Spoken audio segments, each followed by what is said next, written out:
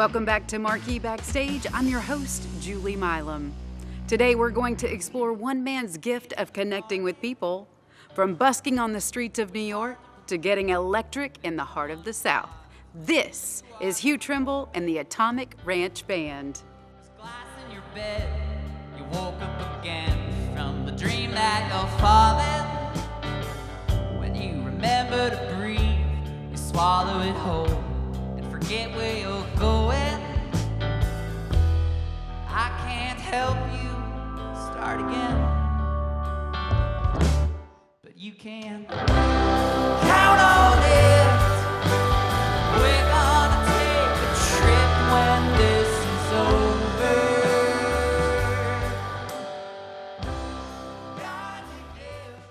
Hugh, welcome to Marquee Backstage. Thank you so much. It's really good to be here. It's great to have you, and it's been a long journey. So you were born in international waters. Tell us about that. I was. So my father was a journalist. And in the late 80s, when I was born, 88, he was the Moscow correspondent for U.S. News and World Report. Okay. So my family was living in the Soviet Union when I came around. But for a number of reasons, they went up to Finland to have me. So I was actually born in Helsinki, almost by accident. But we moved down to Moscow, where we spent the first 3 years, I think, and then moved to New England when I was 3 or 4. So then New England became home.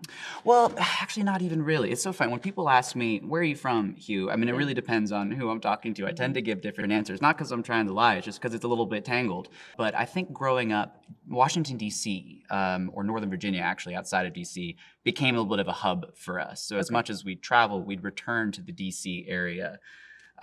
So we moved to Boston, to Cambridge, right from Moscow, but then quickly down to the D.C. area. I feel very lucky to have moved around, had such an experience of the world at such a young age, full stop. However, I do feel that maybe introduce a little bit of like an insecurity or just not quite knowing where I am or where I'm supposed to be a little bit. So I think I kind of charged into my adulthood being like, I'm going to be heard, I'm going to be seen, because maybe I feel a little invisible or like I don't belong. I wonder if that's a little bit in there. I mean, you're bringing this out of me. I haven't really even considered this. Yeah, because of the way that you were raised and you moved a lot. You never really had roots in one place. You never really had a tribe of people that you could constantly go back to. So not being in one place for more than 5 years, I can only imagine you're constantly questioning who you are and who you were meant to be. So where did music enter your life? Oh, gosh. Well, my father is a singer and a guitar player, in addition to being a journalist. Right, exactly. So I grew up listening to him, playing Simon and Garfunkel and Gordon Lightfoot, R.I.P. Yeah. And he really introduced music to me and, in fact, taught me guitar. So that's really the origin story for my music. But when it comes to my own writing and performance, in high school I started dabbling, but it really wasn't until my late teens or going to my 20s that I decided that music was my medium. It was my vehicle. And New York City had a lot to do with that. Okay. But I feel like I'm kind of getting ahead of myself a little bit. But no. Did you play with other people in high school, or did you really write alone and perform alone? Well, I wanted to be an actor. So theater was a big part. Wonderful that we're here. Yeah. My thespian, brain is twitching here. But I was very involved in theater, and that's what I went to school to do. Okay. But then quickly something, happened that I kind of pivoted. I wonder if it's that music felt so much more mobile. I wanted, traveling and moving around is such a part of my story. I wonder if it's just that songs didn't take up any room. You could fit them in your pocket. And so I kind of love this idea of being mobile as an artist. And heck, I felt like I had so much to say. So I started writing songs and playing with a folk band in college. Okay.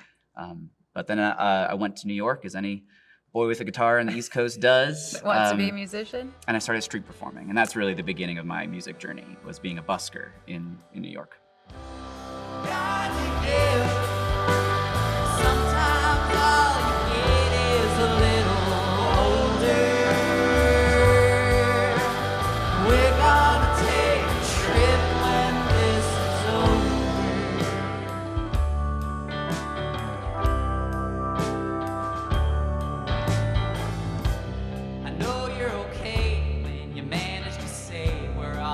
somebody's baby. You're thinking of ghosts and your body's afraid that there's nobody waiting. Hold on to yourself when there's no one around and the world is shaking. The pieces that fall, they belong on the ground. They'll keep you from breaking. No, I can't make this go away, but you can. Count on it. We're gonna take a trip when this is over. God, you give. Sometimes all you get is a little older. We're gonna take a trip when this is over.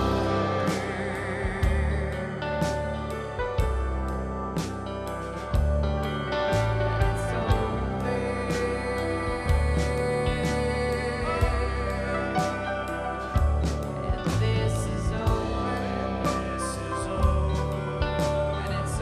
And this is over. And it's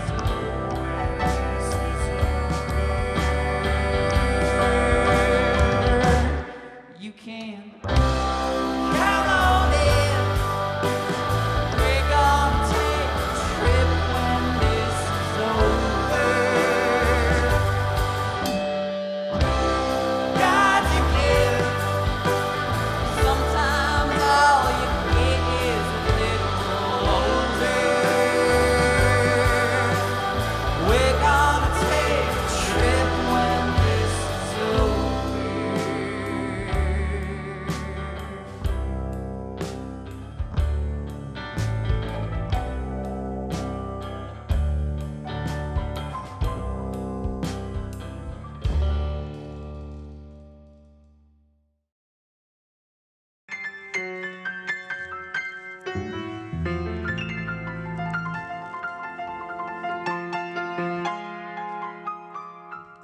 Okay, so who did you see perform on the street first that spoke to you and you said, I can do this? Or did you just walk outside one day and go, you know what, I'm going to perform for the world. The world is my stage. It starts here. Street performance is, I think, one of the oldest, Yeah. art forms and vocations you can think of. I mean, just putting your hat down in a public square and Right. singing. So I think I was fascinated with how timeless it was. I've always kind of wanted to be a bit of a time traveler. And have always been a little bit uncomfortable in a digital age. I'm a relatively young person, but I've never been great with technology and social media and stuff. And I liked that busking felt so ancient and so present and immediate, personal, and the connections were, you'd make a connection with a stranger immediately, not through any screen or anything. But I don't know if there was a particular musician that I found. I do know when I put my hat down in Central Park that first time, it was at Bethesda Fountain in New York City, and that first dollar floated down. Something clicked in me. And it wasn't that I was earning money. It was that someone had used that dollar as an expression of thanks. Connect. Yes. Yes. And I had stopped a New York pedestrian, Well, it's beautiful that people literally will stop in their tracks, had no intention of paying any attention to you, but they connected. Very much so. And it's this wonderful kind of harnessing the accidents and serendipity too. Like you said, somebody walking in Central Park isn't expecting to see a musician, although I did start to get regulars, which was a different kind of gratifying. But being open to the unexpected. We can control our interactions, our media so minutely these days that I wonder if sometimes we close ourselves to accidental or spontaneous encounters. And I like being that spontaneous encounter to sort of remind people like, hey, be here. Right. Be here. Even, I mean, it's just in the moment. Like live life in the moment and be open to whatever happens. And you learn a lot about people. I'll tell you. I remember a big part of what kept me coming back and busking was the community. I mean, the men and women, people living and playing on the street was so vivid and so expansive for me. I made some of the lifelong friendships. We would hold each other's spaces. We'd compare sort of notes. At the end of the day, we'd all gather and say, "How'd you do today?" Like, "Oh yeah, did you see that bridal party? They stopped for you too." But also, I mean, it became a kind of fellowship. We'd break bread together. Heck, we'd go get meals at soup kitchens and play music on church steps on Fifth Avenue. And for a lot of people, music, it was a livelihood, of course, but it was a lot more than that. It's sustained folks on a really fundamental and spiritual level. And it's on that level that I connected with people.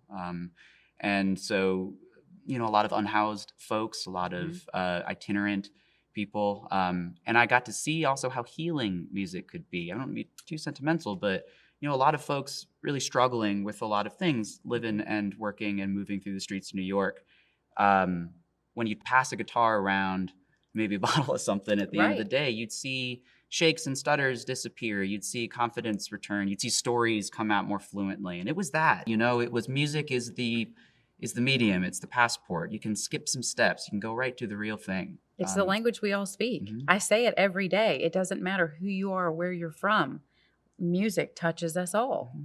Everybody has a song that they can hear that will transport them immediately to a place that makes them feel whole. I remember there was an old busker there named Paul who described what I did as fishing. He said, "Hugh, you go fishing every day. You put a song on your hook and you go fishing." And I like that image because I like to read, people and sort of make a guess. What kind of song will stir a memory or make them feel seen or transport them to a time? Right. So you did it for years. What made you decide to change? Well, to this day, I think that playing on a subway or street corner is my favorite stage. But something started to tickle, and I started playing shows in Brooklyn. And I guess because I'd seen on a micro level real connection and the sort of healing benefits of music and the amount of connection and sort of place I could feel. And I guess I started wanting to reach more people and to continue to sort of broaden my world. I haven't lived anywhere still to this day more than 5 years in a row. Yeah. So very nomadic. Oh, yeah. You get the itch? I do, but that's changing a little bit. As I get grays in my beard, I feel like it's time to be putting down some roots. But the nice thing is that you kind of have it both, and I'm finding that now too. I love getting on the road. I love, playing music, but I like coming home. I'm becoming more of a nester. Having a home. Yes. Like a permanent home. And I think music has featured into my investigation of what that even means a little bit. I think, as you said, finding somewhere in a place you weren't expecting it, home is becoming that for me too. As much as I look for home, where am I going to return to? What are my origins? Actually, home is a more mobile or moving thing, and I'm discovering it in some unlikely places.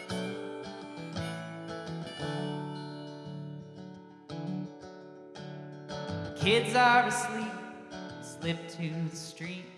We stand and we look at the moon. Tomorrow she's full and I'm feeling the pull of the tide that turns us to you.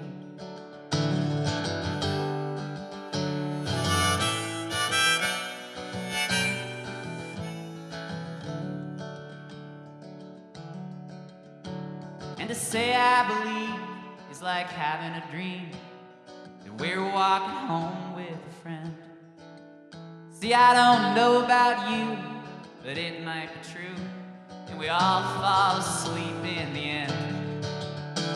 So give old Caesar his due, and leave them all rich and confused. There's nothing wrong with a hole in your palm. Let your money and your troubles fall through.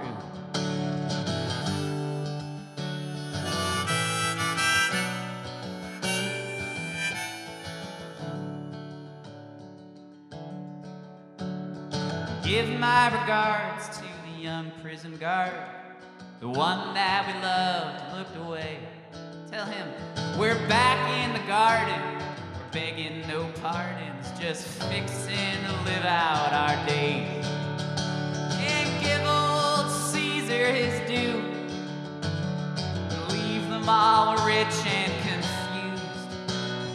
There's nothing wrong with the hole in your palm.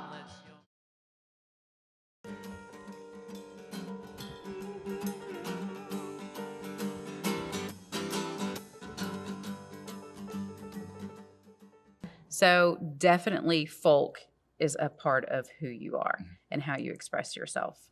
On those first stages, what did the music look like? Was it you solo? Was it you putting another band together in your 20s when you were taking those larger stages? It's a lot of manifestations, and it's always come back to Hugh Trimble with an acoustic guitar. Okay. You know, I love. It's such a privilege and a playground to be able to collaborate with artists and make larger sounds and spaces. But I also love the idea of a song can or should be able to be reduced to its basic units. Found my crew, and actually coming out of COVID, which was a big reshuffling, a reorganizing, a reckoning. I mean, I don't think you can find an artist out there who have not been affected by the strain and trauma of COVID and a changing world. And that really informs a lot of my writing. And yes, it is about self-discovery and self-expression, but more than ever these days, it's about trying to relate and connect. I mean, we are ourselves effortlessly, even if we don't feel like it all the time. And what I'm interested in trying to tell your story as much as mine, you in a general sense, right?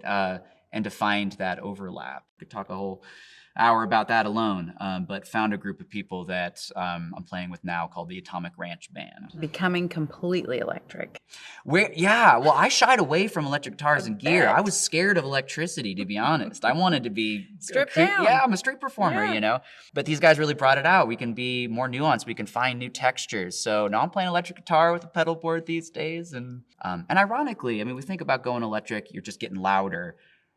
The opposite has been true for me. As a busker, I always felt like I needed to shout. Yes. I needed to make myself heard. But now I think I'm able to investigate more nuance because it's being amplified, it's being mic'd. I can whisper, actually. And people are going to hear it. What do you think it was about busking and needing to shout to be heard? A lot of what I do as a busker was a kind of mirroring. I think I became very proud of my ability to sort of reflect people back at themselves, because frankly, people need. People need to feel seen and present in a space. And I wanted to give that. I still want to give that to people. But I think a little bit more, I'm taking that mirror mask off a little bit and saying, hey, this is me and I see you and I think we can relate to our experience of the world. And here's mine. I hope it helps you. But it took a lot of, that kind of mirroring, that sort of fighting for attention, but also resisting it. Like you said, I mean, the beginning, it's been a journey in getting here. Right. But you got to try on all of those people in that mirror. It's like you could see me and then you could try to speak and connect to me. And then you could look around the room and you kind of tried on all of those different people and all those different lives. Oh, Julie, I was shameless, especially in New York as a busker, because who's to tell? I'm just a scrappy, I'd take my shoes off. I had a fedora, you know what I mean? I looked, I wanted to be a step at a time. But I had a lot of different life stories for a lot of different people, you know what I mean? And that's part of it. It's the showmanship. It's the wanting to be part of somebody's narrative and the kind of mythology of folk music too, you know? It's amazing self-discovery, which I think is one of the coolest parts of your journey. So now that you have discovered Hugh Trimble and the Atomic Ranch Band, tell us what's coming next that we can look forward to and how we can stay connected to you. Yeah. So the Atomic Ranch Band recorded and released an album back in April of 2023. Okay. And so it's a self-titled Hugh Trimble and the Atomic Ranch Band. We cut vinyl. We have CDs, but of course it's available on all the streaming platforms. But we are so excited about some new material coming out soon. We've been in the studio. But the Atomic Ranch Band is just trucking forward. I mean, I'm also finding that balance between Hugh Trimble and Hugh Trimble and the Atomic Ranch Band. I get on the road as a solo artist, and it's an opportunity for me to connect with the sort of busking, storytelling Hugh. While still, I can have my cake and eat it too these days. I tell you, I'm still moving forward with the guys and finding new textures and layers of this alt rock kind of electric sound, but I'm still keeping that storyteller alive.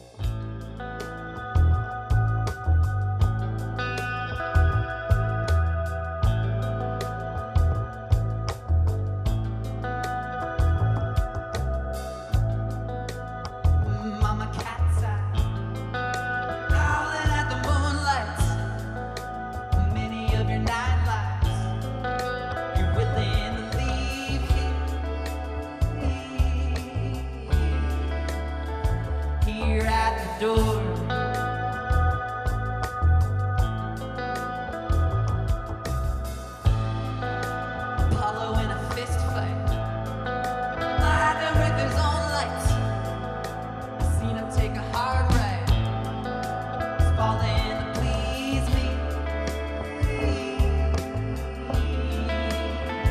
if it please the court.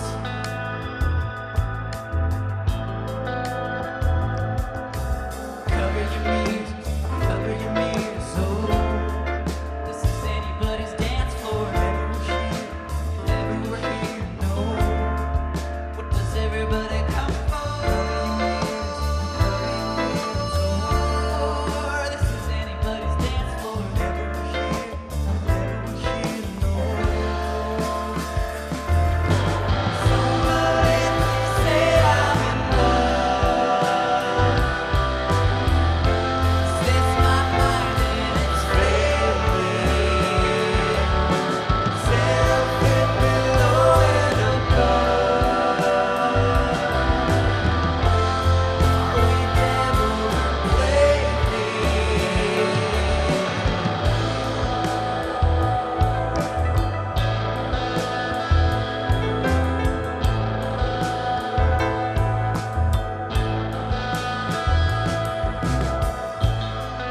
Do you know who you're praying to? You're still but your shadow move. Could anything that made you know that you would be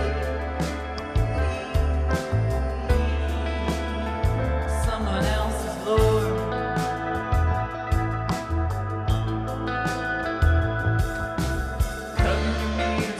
Cover your mirrors, oh. I'm sure we're on other things too, but Atomic. FarmersOnly.com. There we go. Atomic Ranch Band. Sick. You're stomping too hard. And we're the Atomic Ranch. And the Atomic Ranch Band. Right. And the Atomic All of Ranch us? Band. You start spewing plugs. Yeah.